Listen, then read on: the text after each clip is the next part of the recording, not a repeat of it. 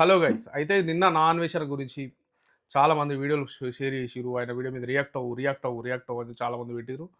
నేను రియాక్ట్ కూడా అయిపోయానండి ఇన్‌స్టాగ్రామ్‌లో. మొత్తం ఫుల్ ఫ్లెడ్జ్డ్‌గా అసలు ఏం జరిగింది టాపిక్ మొత్తం దీని గురించి చెప్తాననమాట. అయితే మొన్న శివాజీ గారు మాట్లాడుతూ చెప్పిననమాట. "ఇట్లా బయటికెళ్ళకండి.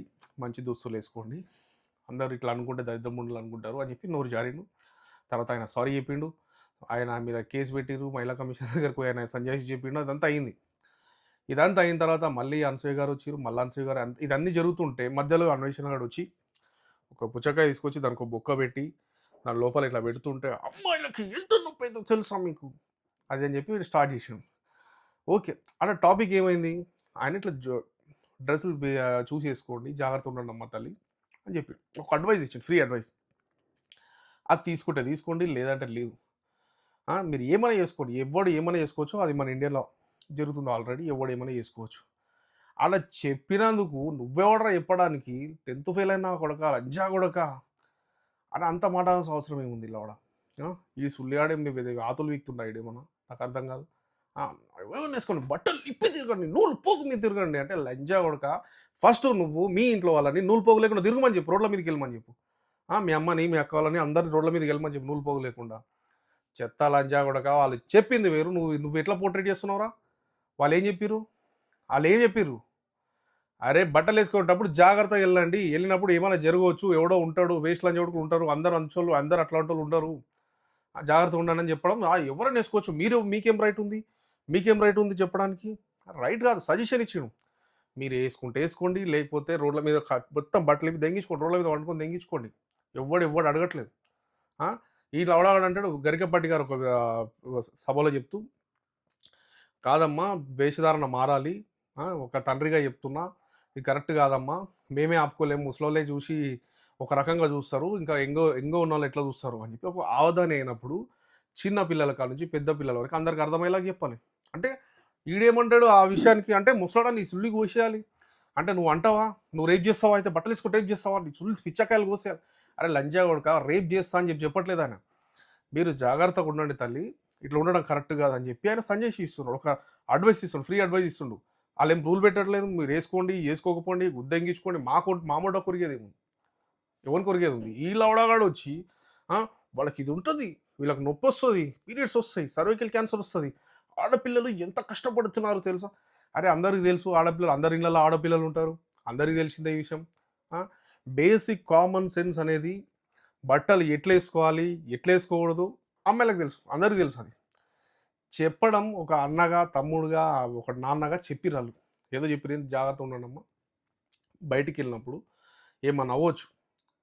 మంచి రోజులు లేవు. ఆ గంటకు రేపు జరుగుతుంది. ఎవరు చూసి వేసుకోరు, శారీ కట్టుకున్న రేపు చేయట్లేదా, చిన్నపిల్లని రేపు చేయట్లేదా? అరే మీరు వాదన పెట్టుకున్న రోజులు ఇది ఎక్కడికి ఆగదు. ఇది ఇది దేనికి పనికొచ్చేది కాదు. వాదన పెట్టుకోండి. ఇప్పుడు ఏదో ఒక నో స్మోకింగ్ అని బోర్డు ఉందనుకో. నువ్వే కొడరా లంజా కొడక. నో స్మోకింగ్ అని బోర్డు పెట్టిన నువ్వే కొడు. నేను తాగుతా, నేను ఇష్టం వచ్చింది తాగుతా. అంటే మా తాత 100 సంవత్సరాలు తాగుతున్నాడు, ఏం కాలేదు ఆయనకి, నేను తాగుతా అంటే ఏం చెప్తాను చెప్పు దానికి? ఎవ్వడేం చేయలేడు దీన్ని. ఇట్లా ఇది ఈ వాదన అనేది పెట్టుకుంటూ పోతుంటే అది పెరుగుతూనే పోతుంటుంది. ఇంకోటి ఏంటంటే ఇష్టం వచ్చినట్టు ఓడికి వాడు రియాక్ట్ అవుతున్నాడు, అది ఓకే. నాన్ వేషణ మాత్రం చాలా ఘోరంగా గరికపాటి గారిని, శివాజీ గారిని అనడం చాలా తప్పు. అది నిజంగా నాకు తప్పు అనిపించింది. ఓకే, ఆయన ఇష్టం, ఆయన తిట్టుకొని వాళ్ళ గురించి కూడా నేనేం చెప్పట్లేదు, వాళ్ళ ఇష్టం తిట్టుకొని. కానీ బ్యాడ్గా ఈ న్యూస్ అనేది బ్యాడ్గా వెళ్ళిపోతుంది. వీళ్ళు చెప్పింది ఒకటి అయితే వీళ్ళు అర్థం చేసుకొని దాన్ని మళ్ళీ వేరే వాళ్ళ మీద ఇంపాక్ట్ వేరేలాగా రుద్దడం అనేది చాలా దరిద్రం అని నేను అంటున్నాను. ఏమంటున్నాను? రేప్ చేస్తారా మీరు? ఎట్లా వేసుకోవాలి చెప్తారా? నూలు పోగు మీద తిరగండి, ఇష్టం వచ్చిన బట్టలు ఇప్పి తిరగండి. అరే ఏంది బట్టలు ఇప్పి తిరుగుడు ఏందిరా భయ్? ఏంది మీ ఇంటి వాళ్ళకి అట్లా చెప్తాను? పద్ధతి పాడేమని ఉందా చెప్పు, నువ్వు చెప్పు. బట్టలు ఇప్పి తిరగండి ఏంది? వాళ్ళకి తెలియదు ఏ బట్టలు వేసుకోవాలో. నువ్వు అంటున్నావు నువ్వు ఆతుగడి నువ్వే చెప్పరా? నువ్వే కూడా ఆతుగాని మరి నువ్వెందుకు చెప్తున్నావు బట్టలు ఇప్పి తిరగండి అని? లవడాగాను నువ్వు ఏమన్నా? ఎవడు నువ్వే వాడరా భయ్?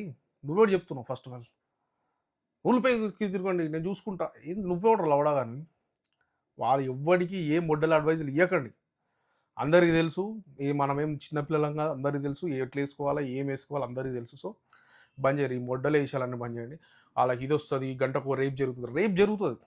మన ఇండియన్ కాన్స్టిట్యూషన్ సరిగ్గా లేదు, 100% లేదు. రూల్స్ ఎవడన్నా రేప్ చేయొచ్చు, ఎక్కడన్నా చంపేయచ్చు, అట్లుందనమాట మన కాన్స్టిట్యూషన్. అవి స్ట్రాంగ్ కూడా కావు. ఎందుకంటే ఏమో మరి నాకు కూడా తెలియదు. నేను కూడా పెద్ద చదువుకోలేదు. అది గంటకో రేపు రిజిస్టర్ అవుతుంది.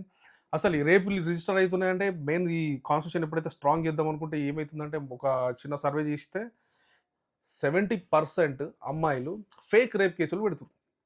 ఈ ఫేక్ రేప్ కేసులు ఇది సపరేట్ టాపిక్ కానీ చెప్పేస్తుంది దీంట్లో. ఫేక్ రేప్ కేసులు ఎందుకు పెడతారంటే అబ్బాయి అమ్మాయి లివ్ ఇన్ రిలేషన్లు ఉంటారు, చాలా రోజులు కలిసి చేసుకుంటారు, వేసుకున్న తర్వాత అంతా మంచి అవుతుంది, మంచి అయిపోయిన తర్వాత ఏమవుతుంది, దానికి వీడి నచ్చలేదు, వాడికి దీన్ని నచ్చలేదు, విడిపోతారు. విడిపోగానే ఆబ్వియస్లీ కలుస్తారు, కలిసినప్పుడు వాడరో తెలియదు, సేఫ్టీ వాడినప్పుడు ఏం చేస్తాడు, "ఇది చూడు పలానా వాడు నన్ను ఇట్లా రేప్ చేసిడు, పెళ్లి చేసుకుంటాను, మోసం చేసిన" అని చెప్పి అన్ని కేసులు అని మీద దిగుతారు, అని మొట్ట కొడుతారు, ఆ జీవితం ఇంకా నాశనం చేస్తారు.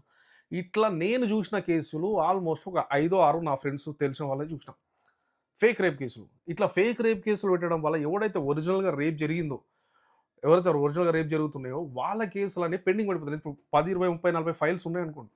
కోర్ట్‌లో ఏం చేస్తారు ఆళ్ళు? ఇది జూసి, అది జూసి ఇది కరెక్టా? వాడు కరెక్టా? అది కాదు ఎవరికీ న్యాయం జరగట్లేదనమాట. మన ఇండియన్స్‌కి తెలుసు ఎట్లా మిస్‌యూజ్ చేయాలి లాని, ఎట్లా ముడ్డ గుడపాలని మన ఇండియన్స్‌కి బాగా తెలుసు కాబట్టి, ఫేక్ రేప్ కేసులు పెట్టే ముండలకి చెప్తున్నా, బంద్ చేయండి ఇట్లాంటి ఏషాలు ఇవన్నీ బంద్ చేయండి. కొజ్జాపు కేశాలు. సో, ఇది జరుగుతుందనమాట. ఈ కాన్స్టిట్యూషన్ ప్రాబ్లమ్ ఉంది. ఇవన్నీ ఉన్నాయి. సో, ఎనీవేస్ నేను చెప్పాల్సింది చెప్పినా. ఇది జరిగింది యాక్చువల్‌గా. కానీ కొంచెం హార్డ్ హిట్టింగ్ అనిపించింది. కరెక్ట్ కాదు కదా! ఎవరినైనా సరే ఇప్పుడు సుల్లకాయ కోసారు. గరికెపాటి గారిని అన్నంత స్థాయి అయింది లవడగాడు. ఎవడీడు? మీరు లుచ్చాలు కోసేయాలి. శివాజీ అన్నని పట్టుకొని లంజా కొడక 10th ఫెయిల్ అయిన వాడు అసలు నువ్వెవడురా లంజా కొడక? ఈడెవడు చెప్పడానికి ఈడెవడు అసలు ఫస్ట్ ఆఫ్ ఆల్.